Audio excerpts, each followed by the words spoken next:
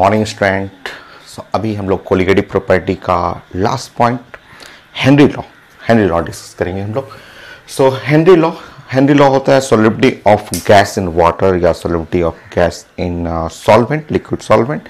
उसके लिए पढ़ना है solubility of gas in solution, colligative property में है, एनसीईआरटी में है।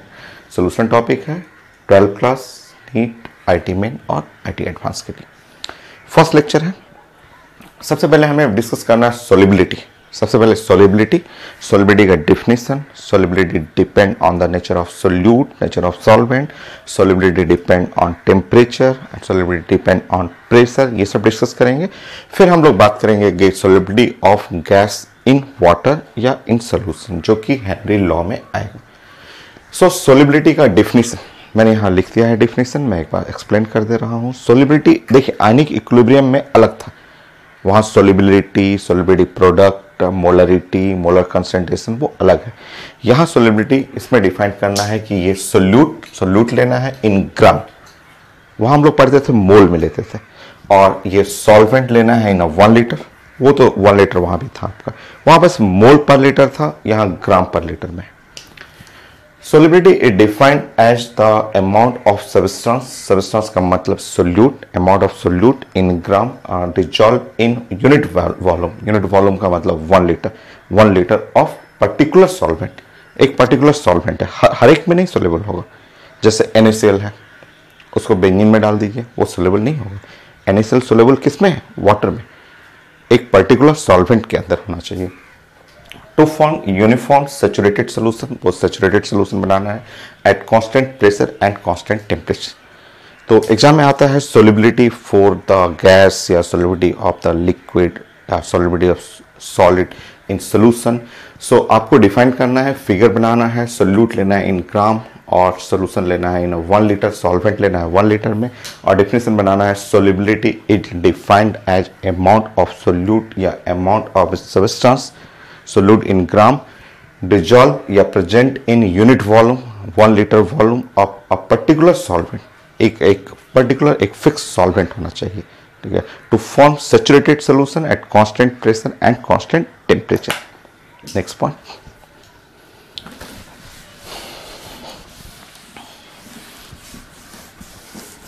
कुछ केमिकल बॉन्डिंग का हेल्प लेंगे, कुछ केमिकल इक्विलिब्रियम का हेल्प लेंगे, सब पढ़ा हुआ टॉपिक हम लोग हेल्प लेंगे। तो solubility depend on nature of solute, ये सोल्यूट के ऊपर डिपेंड करता है, एंड नेचर ऑफ सॉल्वेंट उसके ऊपर डिपेंड करता है।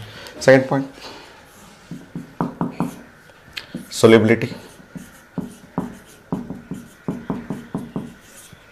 Depend on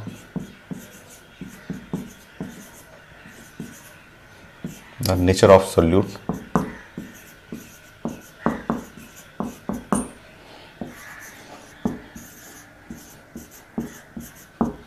and nature of solvent।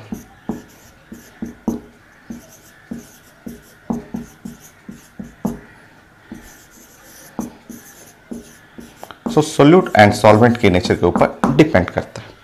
तो आप हेल्प लेंगे बॉन्डिंग का, केमिकल बॉन्डिंग के हेल्प से आप कुछ एग्जाम्पल लिख सकते हैं।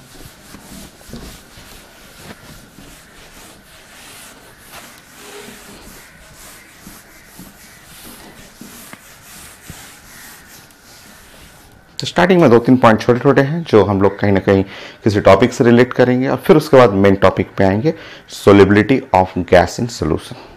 चलिए, सो आप केमिकल बॉन्डिंग से ये लाइन आप लिख सकते हैं कि like dissolve like.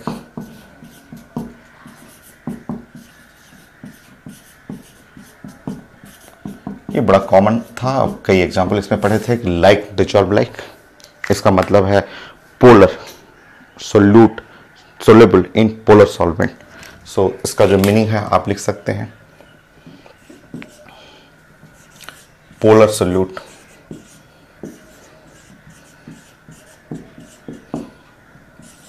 Soluble in polar solvent.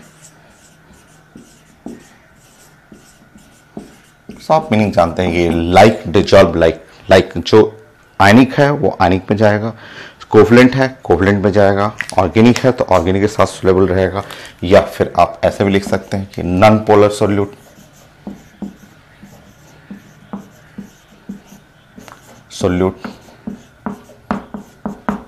soluble in non-polar solvent.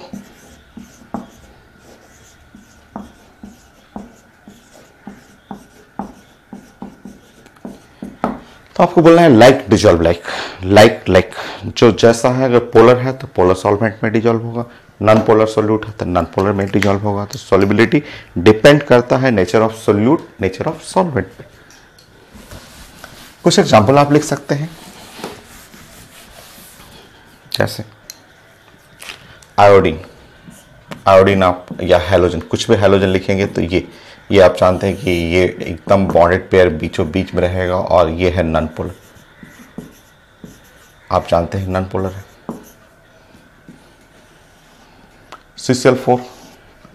CCl4 में आप ड्राइंग करेंगे, आप पढ़े हुए हैं CCl4 का डायपोल मोमेंट 0, एकदम सिमेट्रिकल फिगर आएगा। ऐसे देखिए CCl4 ऐसा फिगर हुआ, सिमेट्रिकल फिगर है। सिमेट्रिकल फिगर में डायपोल मोमेंट 0, और डायपोल मोमेंट जिसका 0 होता है वो नॉन पोलर होता है। तो इसका आप जानते हैं म्यू इज इक्वल टू 0 पढ़े हुए हैं। म्यू का मतलब डायपोल मोमेंट। तो डायपोल मोमेंट आप 50 क्वेश्चन पढ़े हुए हैं क्लास में। तो डायपोल मोमेंट 0, डायपोल मोमेंट का मतलब होता है चार्ज इंटू डिस्टेंस 0। चार्ज जब 0 हो जाएगा इस पर, तो ये CCl4 नॉन पोलर में आ जाएगा।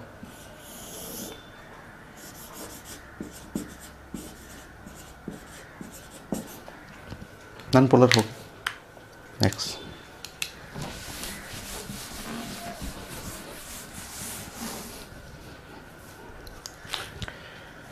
आप बेंजीन ले सकते हैं, बेंजीन आप ले लीजिए, बेंजीन हुआ आपका, या आपको बेंजीन ले सकते हैं, नेफ्थलीन ले सकते हैं, एंथ्रासिन ले सकते हैं, ये सब नॉन पोलर है, ऑर्गेनिक कंपाउंड है, नॉन पोलर हुआ, सारे non polar compound. Water polar में आ जाएगा। आप जानते हैं वाटर का बॉन्डिंग जानते हैं, हाइब्रिडेशन जानते हैं, बॉन्डिंग एंगल आप पढ़े हुए हैं, sp3 है, इसमें डायपोल मोमेंट कभी 0 नहीं होगा। तो डायपोल मोमेंट 0 नहीं होता है तो ये पोलर मॉलिक्यूल में होता है, और आप पढ़े भी हैं ये पोलर मॉलिक्यूल, पोलर, और ऐसा फिगर आता है। इसके सरफेस पे एक पॉजिटिव चार्ज होगा, इसके सरफेस पे 2 निगेटिव होगा, और इसके सरफेस पे एक पॉजिटिव चार्ज होता है। तो आप जानते हैं इसके बारे में कि पोलर मॉलिक्यूल है। तो आप यहाँ से कुछ सीख सकते हैं कि लाइक डिजॉल्व लाइक, जैसे अगर आप आयोडीन को सोचे, आयोडीन को अगर देखिए यहाँ पे मान लीजिए, यहाँ पे आप सॉल्वेंट ले लीजिए, वाटर ले लीजिए, ढेर सारा वाटर सॉल्वेंट ले लीजिए,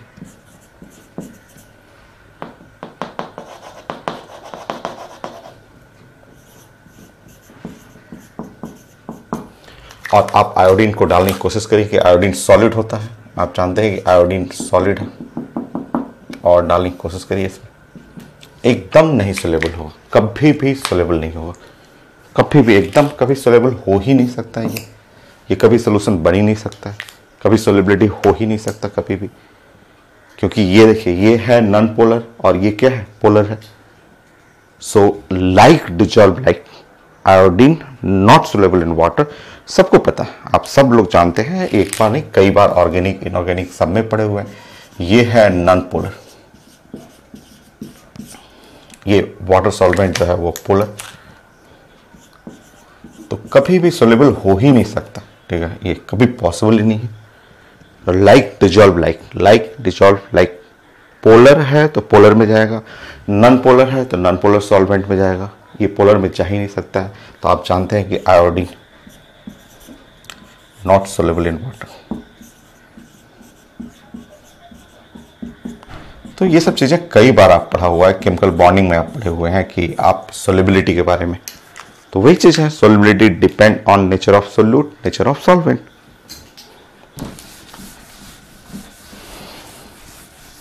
यही आयोडीन को CCl4 में डाल दीजिए, 100% सोलेबल है।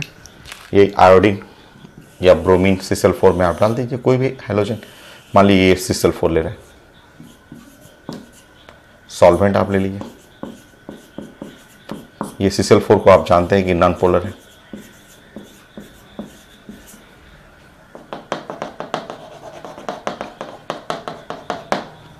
यहाँ आयोडीन डिजॉल्व कर लीजिए। आप जानते हैं पढ़े हुए इनऑर्गेनिक में आयोडीन वॉलेट कलर का सॉलिड होता है, और जैसे आप इसको डिजॉल्व करेंगे 100% सोलेबल है, पूरा सोलेबल हो जाएगा। तो सोलेबिलिटी डिपेंड करता है nature of solute, nature of solvent. ये है नॉन पोलर,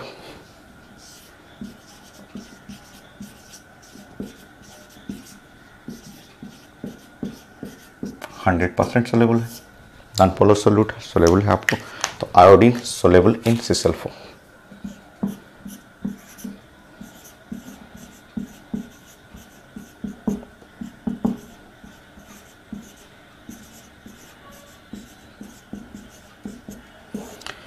सोलेबिलिटी डिपेंड करता है नेचर ऑफ सोल्यूट के ऊपर, जो ऑर्गेनिक इनऑर्गेनिक कई जगह आप चीजें पढ़े हुए हैं।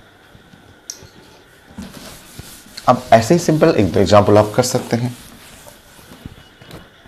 बताइए, मान लीजिए मैं बेंजीन को अगर वाटर में ऐड किया, बोलिएगा नॉट सोलेबल, कभी भी सोलेबल नहीं है,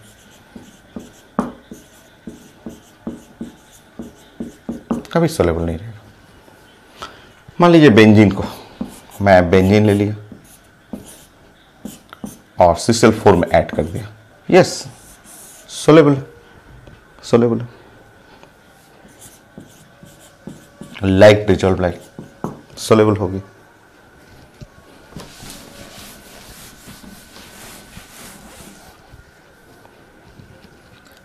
मान लीजिए मैंने बेंजीन लिया और बेंजीन के साथ नेफ्थलीन, ये नेफ्थलीन ले लिया, यस सोलेबल, दोनों सोलेबल हो जाएगा, ये दोनों एक दूसरे में यूनिफॉर्म मिक्स हो जाएगा। सो 100% सोलेबल है। और मैंने NaCl ले लिया और वाटर ले लिया, यस सोलेबल, ये आयनिक है, पोलर है, सोलेबल हो गया। आप जानते हैं कि ये Na+Cl- लाइक डिजॉल्व लाइक, और ये भी पोलर है, इस पे भी चार्ज है, प्लस माइनस प्लस, सोलेबल हो गया। तो इस तरह आप डिस्कस कर सकते हैं, आप बना सकते हैं कि solubility depend on nature of solute, nature of solvent, उसके ऊपर डिपेंड करता है। Next point, solubility depend on temperature पे भी डिपेंड करता है।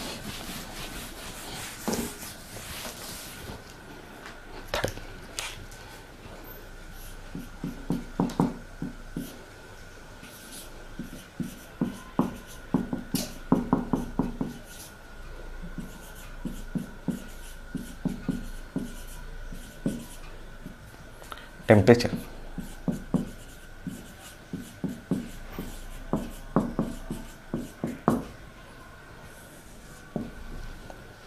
के ऊपर भी डिपेंड करता है। चलिए देखते हैं टेम्परेचर का कैसा फंक्शन है। देखिए यहाँ पे आपको ये भी 11th क्लास में केमिकल इक्विलिब्रियम थोड़ा सा यूज करना है, और देखते हैं 2 केस बनाते हैं इसमें, केस 1 केस 2। केस 1, जस्ट समझिए, बताइए कोई ऐसा रिएक्शन जैसे मैंने यहाँ पे आपको वाटर ले लिया, ये वाटर और ये सॉल्वेंट है,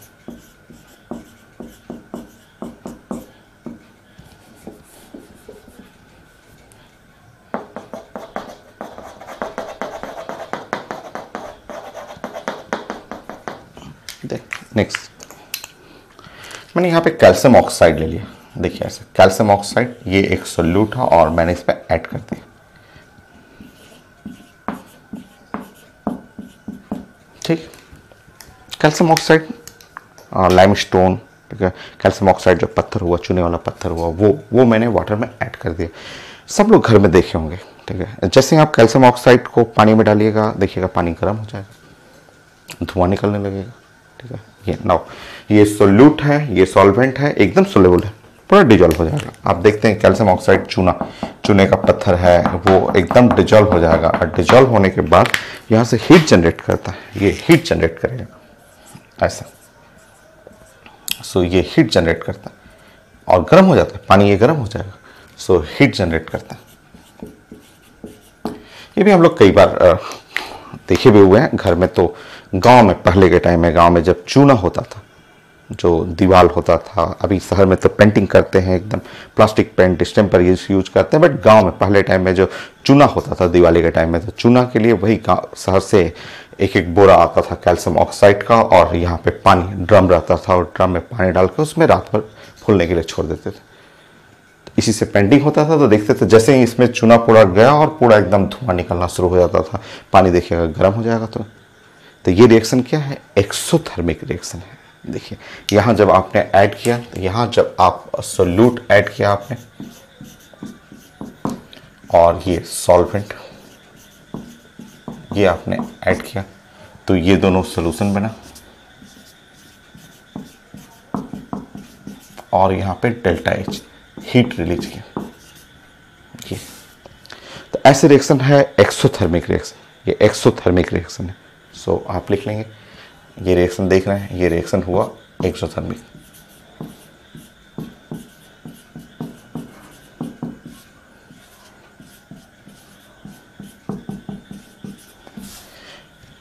हाँ बोलेंगे heat release, heat release.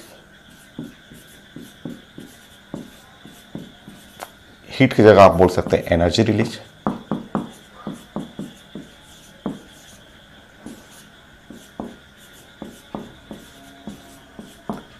So heat release हो रहा है, ये एनर्जी रिलीज हो रहा है, ये एक्सोथर्मिक रिएक्शन है।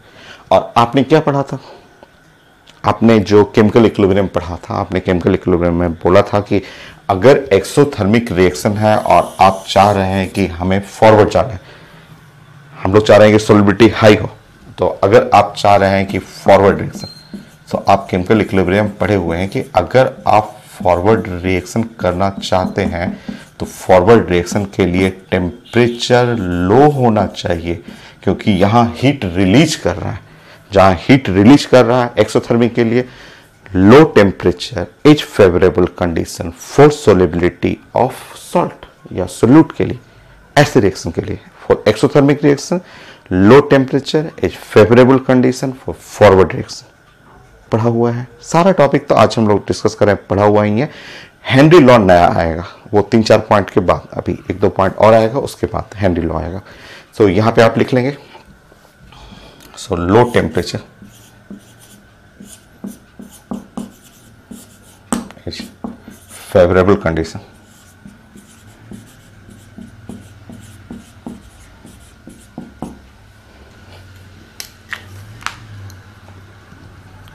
condition 4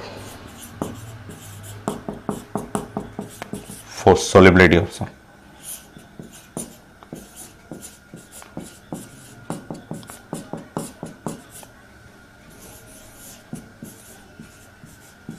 तो दो केस है यहाँ, ये नहीं कि रटना नहीं है आपको, ये नहीं कि रट जाना है। ये लो टेम्परेचर डिपेंड करता है ना कि कैसा रिएक्शन है।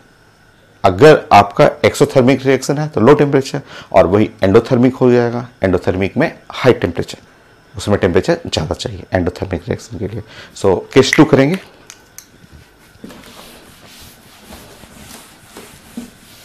सो दोनों केस होता है, टेम्परेचर के ऊपर डिपेंड करता है। केस 2, यहाँ पे केस 2 लिखेंगे।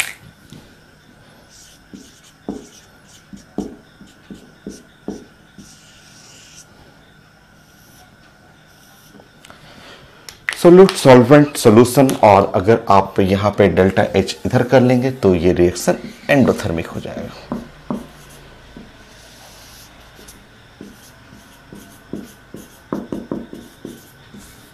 सो एंडोथर्मिक रिएक्शन कर लीजिए। सो एंडोथर्मिक रिएक्शन के लिए हीट रिक्वायर्ड होगा।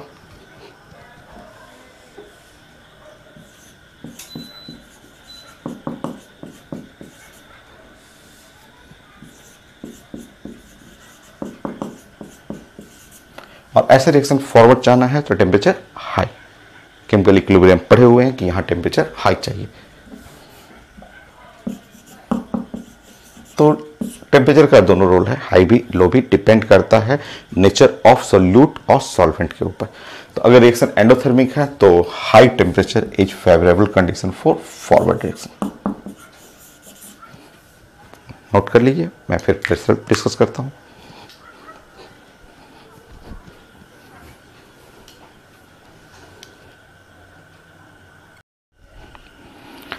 टेम्परेचर हो गया। Next the effect of pressure on solubility of gas. 4 effect of pressure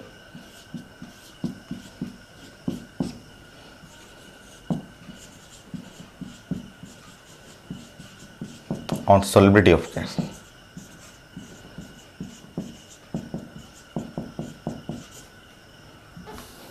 on solubility कर लीजिए, effect of pressure on solubility. तो टेम्परेचर का इफेक्ट हम लोग देख लिए, nature of solute, nature of solvent आपने डिस्कस कर लिया। Next pressure. देखिए अगर आपका सॉलिड सोल्यूट है या लिक्विड सोल्यूट है तो no effect of pressure. Gas solute रहेगा ना तो उसमें इफेक्ट ऑफ प्रेशर आता है। तो पहले आप लाइन लिख लीजिए यहां पे कि no effect of pressure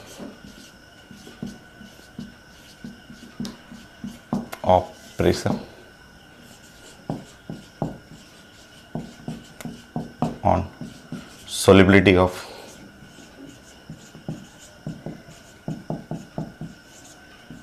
solid or liquid solute.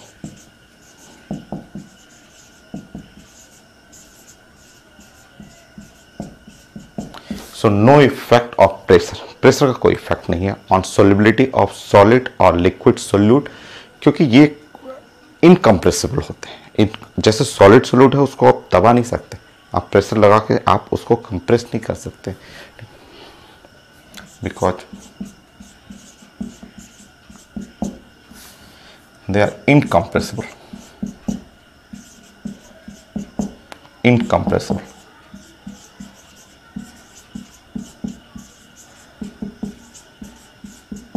या ऐसे लिख सकते हैं not compressed with pressure.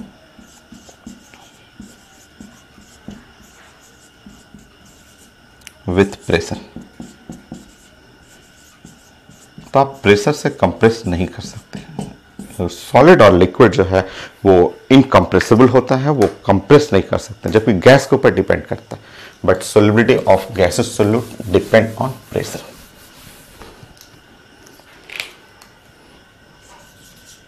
But solubility of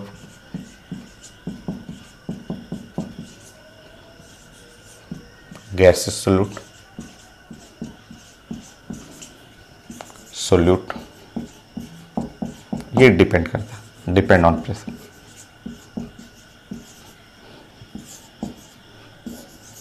ये प्रेशर पर डिपेंड करता है। तो गैसेस सोल्यूट का जो सोलिबिलिटी है वो प्रेशर पे डिपेंड करेगा। कैसे डिपेंड करता है वो पढ़ा हुआ है, वो तो आप पढ़े हुए हैं। सो एक पॉइंट और नोट कर लीजिए, ये भी पुराना टॉपिक है, सोलिबिलिटी ऑफ गैसेस सोल्यूट।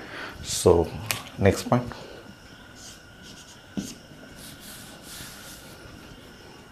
कैसे डिपेंड करता है प्रेशर के ऊपर। तो देखिए, तो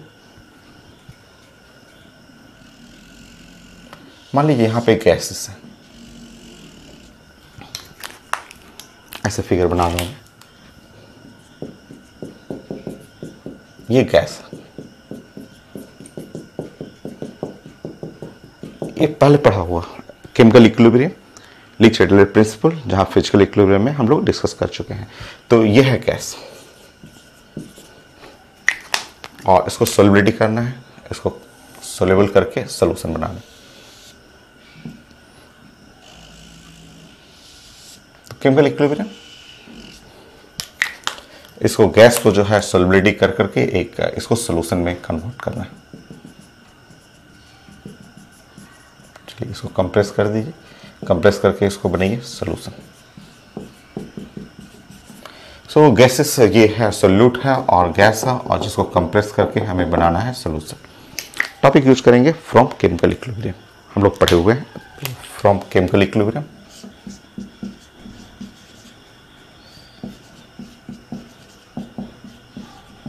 equilibrium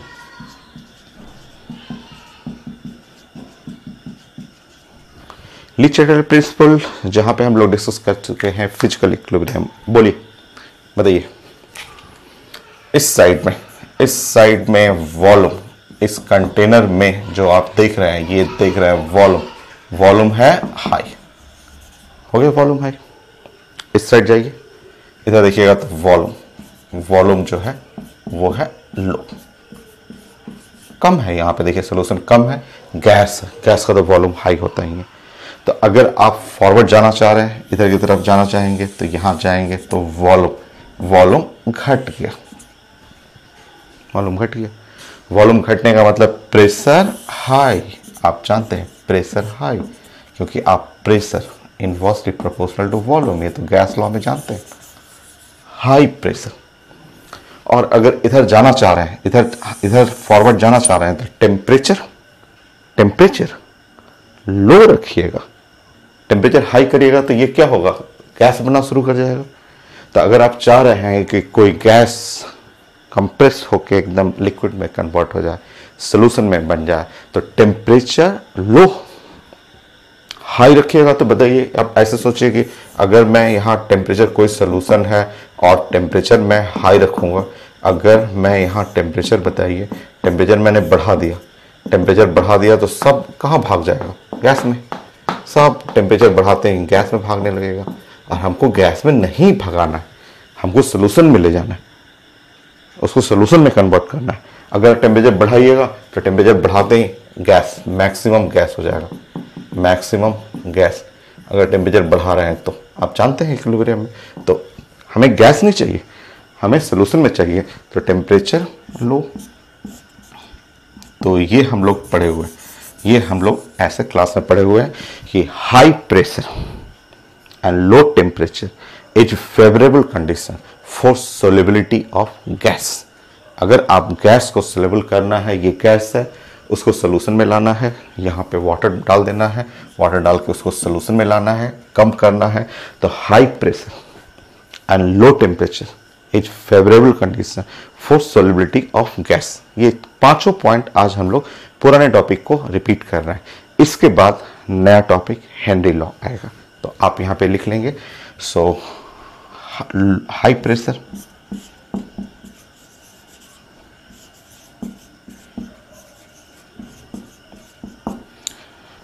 and low temperature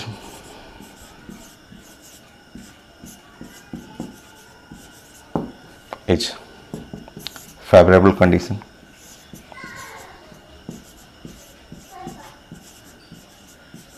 favourable का मतलब बेस्ट कंडीशन, सबसे अच्छा कंडीशन है, बेस्ट कंडीशन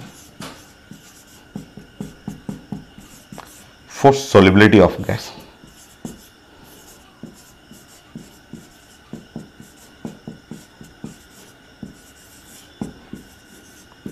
तो ये है solubility of gas depend on pressure, high pressure, low temperature, the best condition for solubility of gas. यहां तक हो गया हम लोग का 5 पॉइंट। सारा चीज पहले पढ़ा हुआ है। सोल्युबिलिटी का डिफिनीशन सोल्यूट के ऊपर डिपेंड करता है, सॉल्वेंट के ऊपर डिपेंड करता है, टेम्परेचर पे डिपेंड करता है, वो कैसा है, एंडो या एक्सोथर्मिक, प्रेशर पे डिपेंड करता है। अगर सॉलिड सोल्यूट, लिक्विड सोल्यूट है, not depend on pressure. Gases solute है तो डिपेंड करेगा प्रेशर पे। अब स्टार्ट करते हैं हम लोग हेनरी लॉ, यहां तक नोट कीजिए।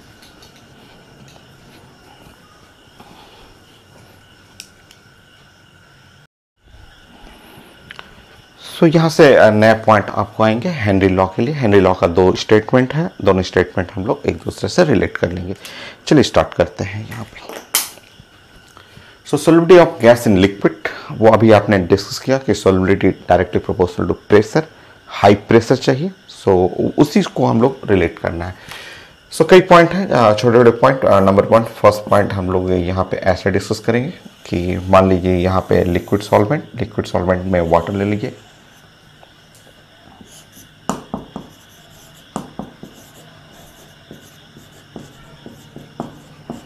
मान लीजिए यहाँ वाटर ले रहे हैं, क्योंकि वाटर पे ही सारे क्वेश्चन हैं इसके। तो ये है लिक्विड सॉल्वेंट ऐसे।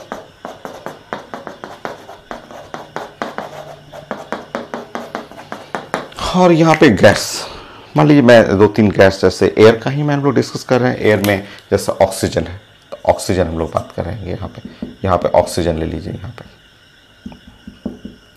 इस ऑक्सीजन को इसमें डिजॉल्व करना है। यहाँ ऑक्सीजन के लिए आप बना लीजिएगा ऐसे पार्शियल प्रेशर ऑफ ऑक्सीजन, ऐसे बना लीजिएगा। नेक्स्ट नाइट्रोजन, तो ऐसे नाइट्रोजन बना लीजिएगा।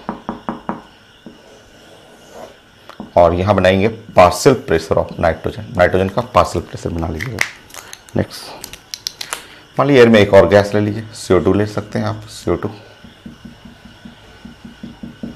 ये ऐसा, इसमें सॉल्युबिलिटी करना है, तो ये पार्शियल प्रेशर ऑफ CO2, ये छोटा वाला प्रेशर पार्शियल प्रेशर है।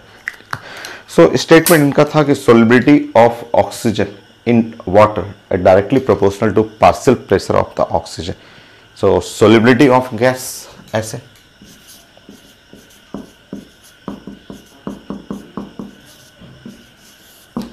Gas in liquid it directly proportional to partial pressure of the gas, ऐसे। ये स्टेटमेंट भी हेनरी लॉ में आता है, हेनरी लॉ में ये स्टेटमेंट भी हम लोग लिख सकते हैं। दो स्टेटमेंट है, एक स्टेटमेंट ये भी लिखते हैं कि the solubility of gas in liquid is directly proportional to the partial pressure of gas above the liquid. ये partial pressure of gas liquid के ऊपर जो गैस का पार्शियल प्रेशर है उसके डायरेक्टली प्रोपोर्शनल होता है। और आपने अभी तो पढ़ा था, अभी इससे पहले जस्ट पॉइंट में पढ़ा था कि जब प्रेशर बढ़ाएंगे तो सोल्युबिलिटी ऑफ गैस बढ़ेगा, प्रेशर बढ़ाना है सोल्युबिलिटी बढ़ेगा। तो वही चीज़ है यहाँ पे हेनरी लॉ इसको बोला गया है। तो एक स्टेटमेंट हेनरी लॉ में ये भी लिख सकते हैं। तो ये है हेनरी लॉ। एक और स्टेटमेंट है हेनरी लॉ, तो एक स्टेटमेंट ये भी लिख सकते हैं ऐसे, फिगर अगर स्कूल में आता है तो ये फिगर बनाएंगे, स्टेटमेंट लिख सकते हैं। एक और मैं बना दूंगा आपको स्टेटमेंट, तो यहाँ पे लिखिए, तो the solubility of gas in liquid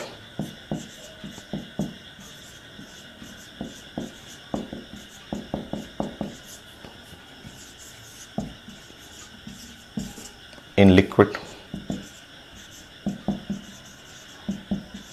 is directly proportional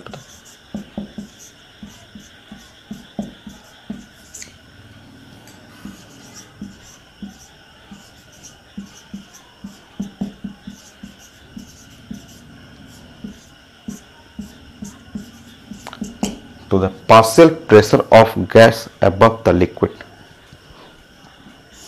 partial pressure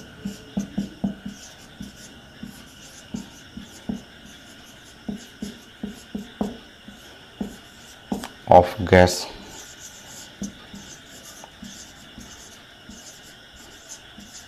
above the liquid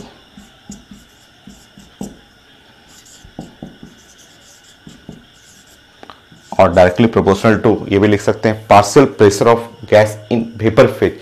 ये पार्शियल प्रेशर, ये जो ऊपर में मिक्सचर है उसके अंदर पार्शियल प्रेशर ऑफ गैस, और the partial pressure of gas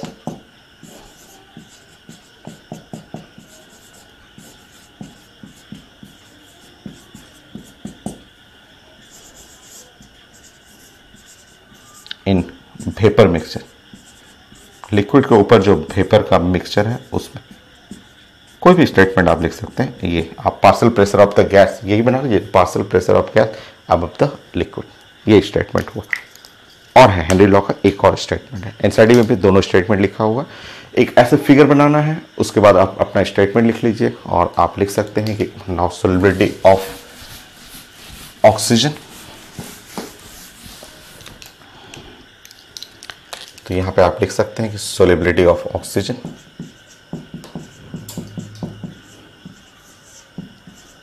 in water proportional to partial pressure of oxygen, ऐसे लिख सकते हैं। या फिर आप लिख सकते हैं solubility of nitrogen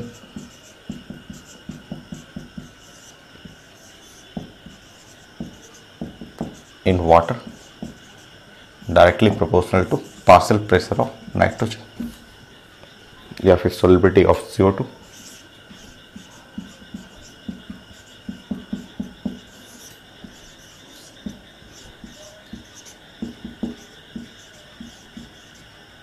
directly proportional to partial pressure of CO2। तो जो भी गैस रहेगा उसके लिए directly proportional to partial pressure. ये हो गया। नेक्स्ट,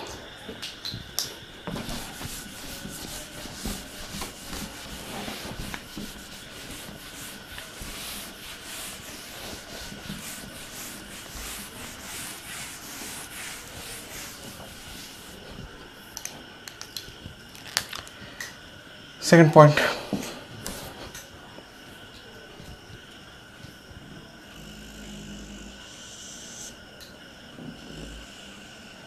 यहां हम लोग बात कर रहे हैं लिक्विड सॉल्वेंट।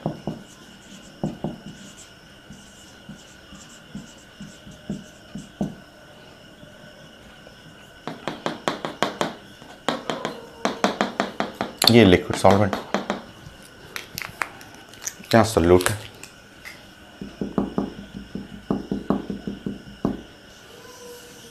ऐसा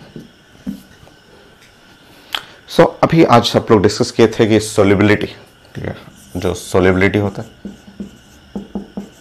वो proportional to amount of solute, वो W, ये W जो है वो अमाउंट ऑफ सोल्यूट है।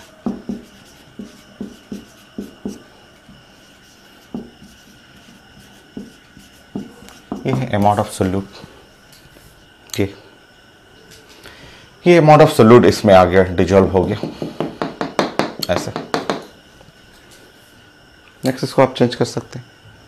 देखिए आप नंबर ऑफ मोल जानते हैं, number of mole is equal to weight by molecular weight. So आप चाहें तो weight is equal to number of mole into molecular weight. So आप जानते हैं वेट प्रोपोर्शनल टू आप नंबर ऑफ मोल भी आप लिख सकते हैं क्योंकि मॉलिक्यूलर वेट तो कांस्टेंट है, ठीक। सो यहाँ पे आप चेंजेस कर सकते हैं कि solubility is directly proportional to, आप लिख सकते हैं नंबर ऑफ मोल, ये लिख सकते हैं।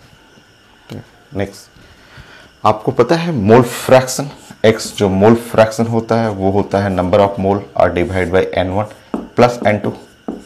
सो नीचे कांस्टेंट है, नीचे का टर्म n1 प्लस n2 वो तो कांस्टेंट रहता है। सो आप बोल सकते हैं कि mole fraction directly proportional to number of mole. तो यहां आप रिप्लेस कर सकते हैं सोल्युबिलिटी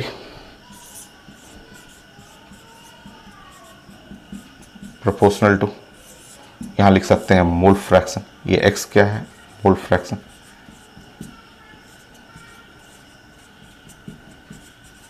ऐसे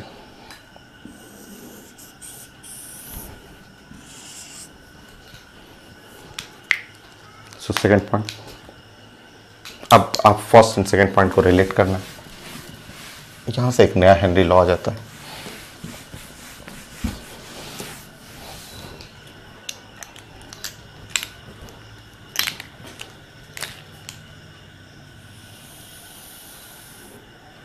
चलिए नेक्स्ट पॉइंट,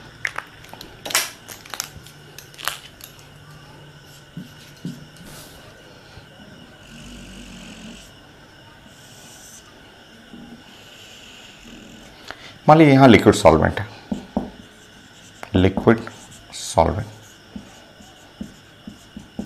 और वाटर ले लीजिए।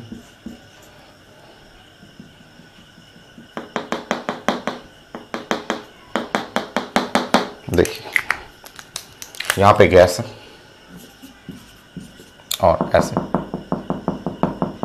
ये गैस यहां पे है, यहां partial pressure of the gas आप कर लीजिएगा, ठीक है। और जब ये गैस अंदर चला गया ऐसे और सोलेबल हो गया, तो इस टर्म को आप बोलेंगे कि ये जो अंदर चला गया उसको आप मोल बोलेंगे कि मोल फ्रैक्शन। ये मोल फ्रैक्शन ऑफ, यहाँ ये सब लिखना जरूरी है कि गैस इन लिक्विड, ये लिखना है आपको, मोल fraction of gas in liquid. ये अंदर चला गया जब सोलेबल हो गया। तो अब देखिए आप अगर सोलेबिलिटी ऑफ गैस लिखेंगे,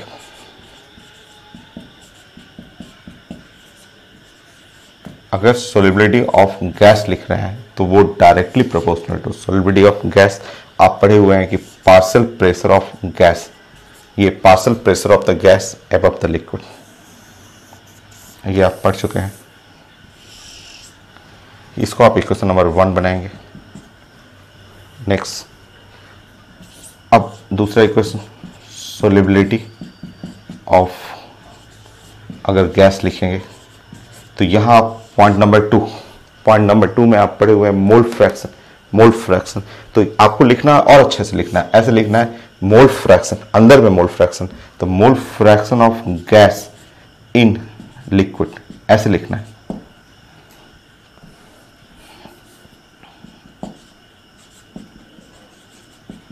यह है क्वेश्चन नंबर 2।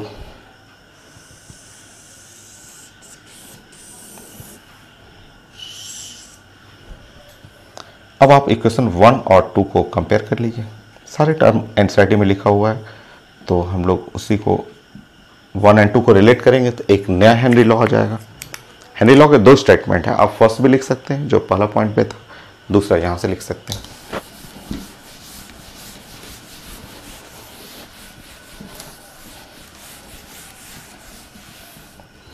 टेन पॉइंट है हेनरी लॉ के लिए, तो आसान पॉइंट है। तो अब आप इक्वेशन 1 और 2 रिलेट करिए फ्रॉम 1 और 2।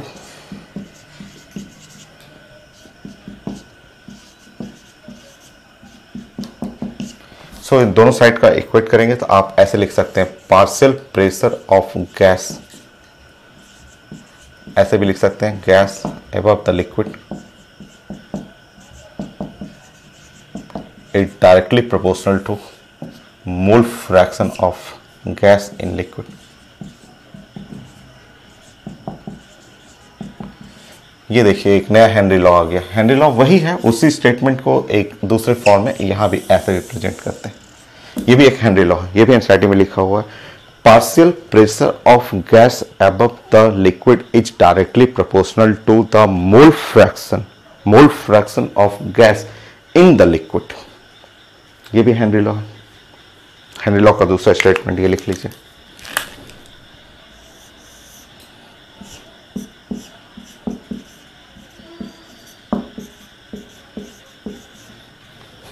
लिखिए statement, the partial pressure of gas above the liquid is directly proportional to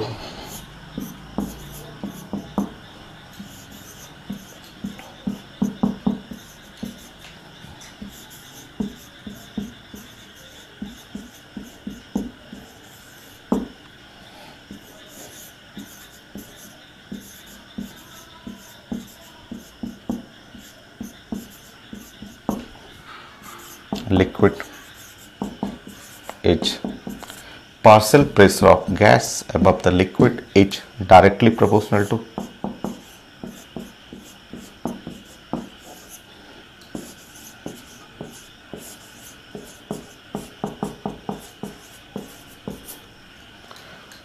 to the mole fraction of gas in liquid, to the mole fraction of gas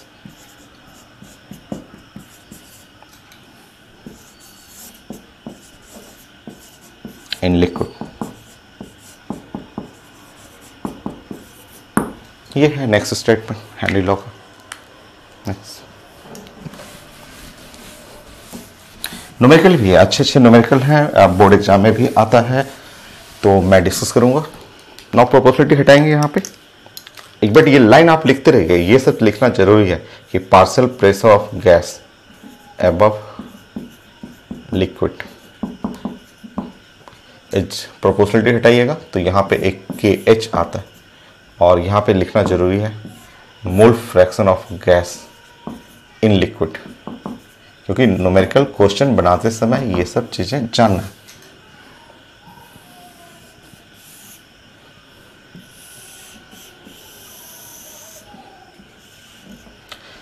के H constant है, Henry constant बोलते हैं।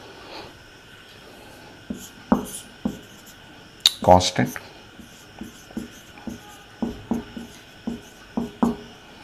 Henry constant,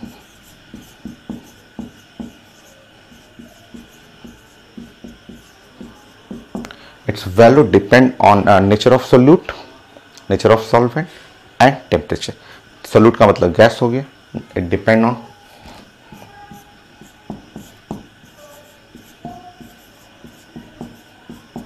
on temperature, temperature के ऊपर depend करता है। Nature of solute, nature of solute का मतलब nature of gas, and nature of solvent.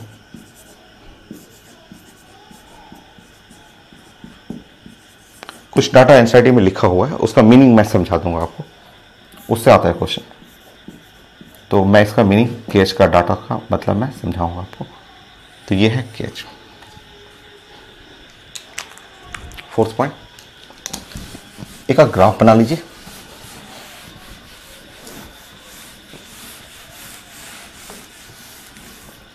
एक ग्राफ बनाते हैं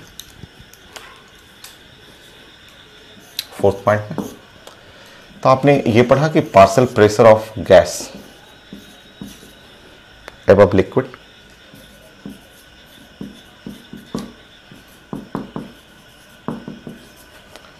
ये है मोल फ्रैक्शन, और सॉरी केएच कांस्टेंट, और मोल fraction of gas in liquid.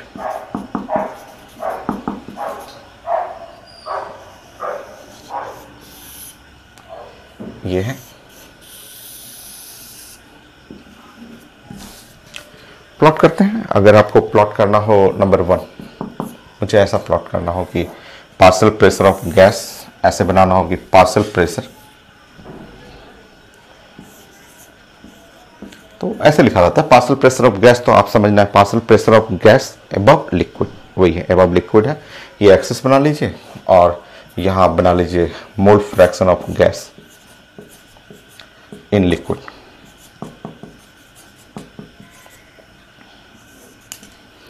Simple, ये वाई एक्सिस हो गया, के X straight line passing through origin. So आप स्ट्रेट लाइन बना लीजिएगा, पासिंग थ्रू ओरिजिन कर लीजिएगा। इसका स्लोप निकालिएगा। ये जैसे है आपका, ये वैल्यू मिल गया, ये वैल्यू मिल जाएगा।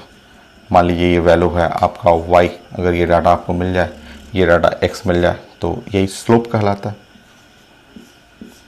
tan थीटा करिएगा, tan थीटा इक्वल टू केच दे देगा।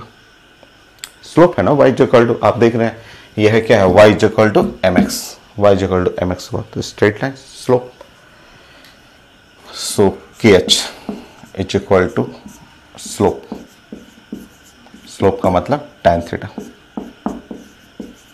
सो कैलकुलेट करना होगा तो आपका अगर स्ट्रेट लाइन आ रहा है उसमें से आप स्लोप निकाल दीजिएगा, स्लोप निकालिएगा, आपका केच का वैल्यू मिल जाएगा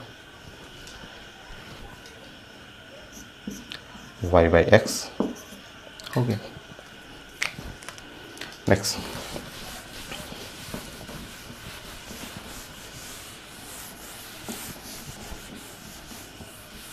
सो मान लीजिए अगर ग्राफ ऐसे पूछते तो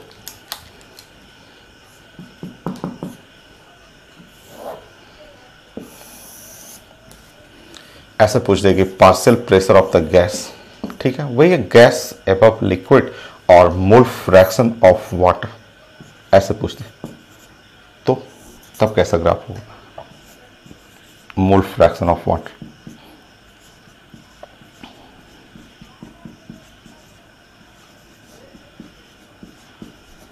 मान लिया आपको ग्राफ ऐसे पढ़ना हो, मोल फ्रैक्शन ऑफ वाटर, वो तो मोल fraction of gas in water था, सिर्फ यहाँ मोल फ्रैक्शन ऑफ गैस की जगह मोल फ्रैक्शन ऑफ वाटर आ जाए। आसान सा ग्राफ है, देखिए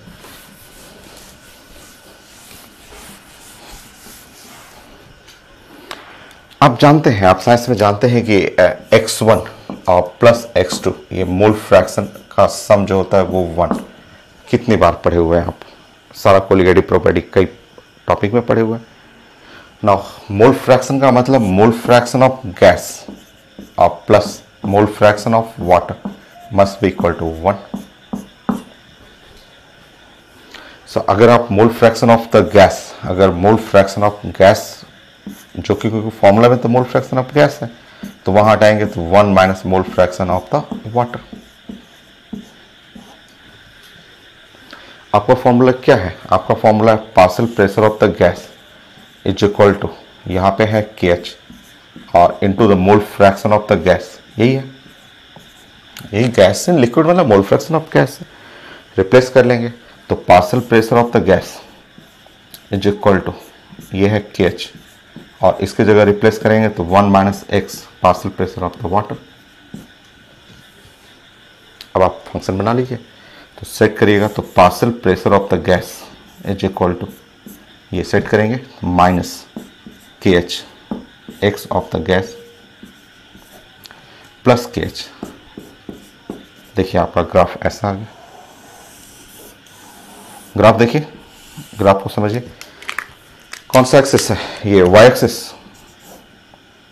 माइनस m x, ये x एक्सिस है, प्लस c पॉजिटिव है।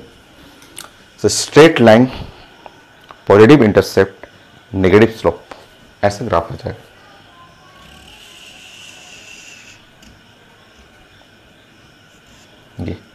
ये ग्राफ आ गया। ये पॉजिटिव है, ये लेंस जो होगा वो KH दे देगा, हेनरी कांस्टेंट।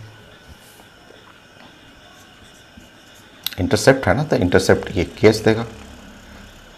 स्लोप करिएगा नेगेटिव स्लोप, यहां देख रहे हैं नेगेटिव स्लोप, स्लोप नेगेटिव है तो एंगल 190 से ज़्यादा होगा, ये होगा ग्राफ। नेक्स्ट थर्ड, एक और ग्राफ लिए।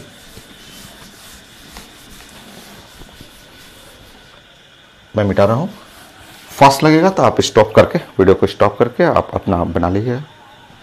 मैं इसको हटा रहा हूँ।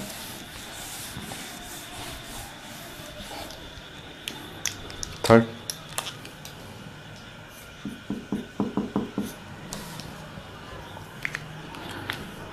एक क्वेश्चन मैं मुझे देना था, एक क्वेश्चन आईटी मेन का इस साल का क्वेश्चन था। मैं क्वेश्चन बनाता हूँ, ग्राफिक चाहिए था एक्चुअली।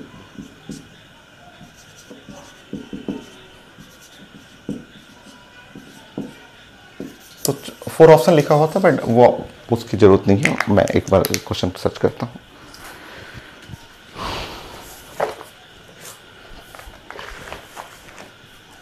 सो क्वेश्चन मैं सर्च कर लेता हूँ कहाँ पे।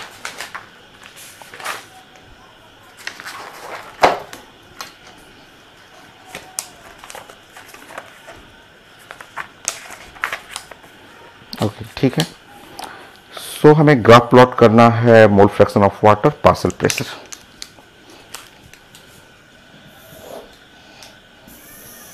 सो इस साइड हमें प्लॉट करना था मोल फ्रैक्शन ऑफ वाटर।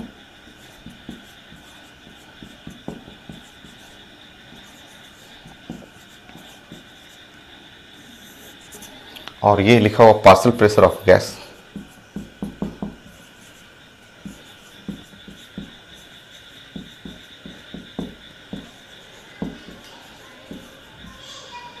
तो आप ग्राफ देख रहे हैं, ग्राफ तो ऐसा रहेगा। अच्छा, इसमें बहुत सारे गैस लिखा हुआ है। सो यहाँ पे गैस लिखा हुआ है एट 298 केल्विन। यहाँ पे बहुत सारे गैस लिखा हुआ है और उसके रिस्पेक्ट में KH का वैल्यू लिखा हुआ, हेनरी कांस्टेंट का वैल्यू भी लिखा हुआ। तो मैं यहाँ नोट कर दे रहा हूँ आपको। सो WXYZ और हेनरी कांस्टेंट लिखा हुआ है, हेनरी कांस्टेंट किलो बार। सो WXYZ, मुझे कलर चेंज करने दीजिए। W एक गैस है, W है। सो इसका वैल्यू लिखा हुआ 0.5, X है, इसका वैल्यू लिखा हुआ 2।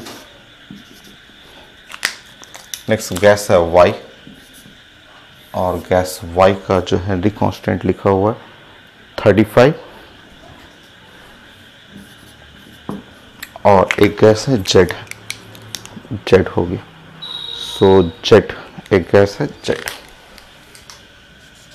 इसका हेनरी कांस्टेंट 40 लिखा हुआ। ये मुझे ग्राफ चाहिए, चारों का ग्राफ चाहिए। तो आसान सा ग्राफ तो यही है। अब KH का वैल्यू सबसे ज़्यादा, ग्राफ स्लोप तो सबका नेगेटिव है और सब अलग अलग स्लोप रहेगा। तो KH का वैल्यू देखिए यहाँ पे। तो KH का वैल्यू सबसे ज़्यादा किसका है? Z का। तो आप ग्राफ पूरा नीचे तक नहीं आया हुआ है, तो आपका Z का ग्राफ ऐसे बनाना है आपको, क्योंकि KH का वैल्यू सबसे ज़्यादा 40 Z के लिए। तो ग्राफ ऐसे ही लिखा हुआ है। अच्छा, ब्लू कलर है ना, ब्लू कलर। ओके, Z का ग्राफ ऐसे बना लीजिएगा। ये है Z का ग्राफ, ठीक है। नेक्स्ट, उसके बाद Y है ना 35, तो Y वाई का ग्राफ। तो वाई का ग्राफ बनाना है ऐसे, आप ऑप्शन देखिएगा तो ऑप्शन में तुरंत मैं क्वेश्चन प्रेजेंट कर दूंगा, आप स्लाइड बना के इसमें क्वेश्चन डाल दूंगा आपको। तो वाई ऐसा आएगा, क्योंकि वाई का ग्राफ ऐसे करना है। ऐसे पैरेलल तो नहीं होगा बट क्वेश्चन में बहुत क्लोज है एकदम ऐसे। फिर उसके बाद कौन सा होगा, एक्स कर लीजिए, क्योंकि जो केएच का वैल्यू है वही पॉइंट ऑफ इंटरसेक्शन बताएगा। तो नाउ 2 है तो 2 यहाँ पे कर लीजिए। ये ग्राफ हो जाए, सॉरी ये ग्रीन कलर ना, ग्रीन कलर करने दीजिए मुझे, एक्स का कलर जो हो जाएगा ग्रीन। ये है एक्स और है रेड कलर है डब्ल्यू, ये डब्ल्यू। तो इस तरह ग्राफ है, आप देखेंगे तुरंत पता चल जाएगा आपको ग्राफ। तो ये हो गया हेनरी लॉ। अभी और पॉइंट है, कितना पॉइंट आपने पढ़ा, 4 पॉइंट पढ़ा आपने, 10 पॉइंट है। इसका एप्लीकेशन भी है, कुछ न्यूमेरिकल क्वेश्चन भी है। तो और लेक्चर लगेगा, 1 या 2 लेक्चर और लगेगा। सो नेक्स्ट क्लास तक ये फाइनल हो जाएगा। So next class.